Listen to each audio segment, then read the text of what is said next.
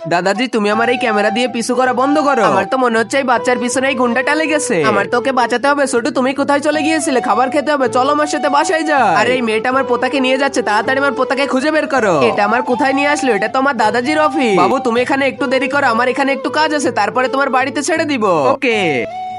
আরে ছোট মালিক, আরে আপনি এখানে কেন? মালিক আপনি টেনশন করবেন না, ছোট মালিক আমাদের অফিসেই আছে। ছোট মালিকের বাবা তো ডিভোর্স হয়ে গিয়েছে, এখন যদি ওর খেয়াল রাখি তাহলে তো আমি ওই বাড়ির বৌমা হতে পারবো। আরে আরে মেয়ে তুমি কোথায় নিয়ে যাচ্ছ? ও তো অনেক দুষ্টু।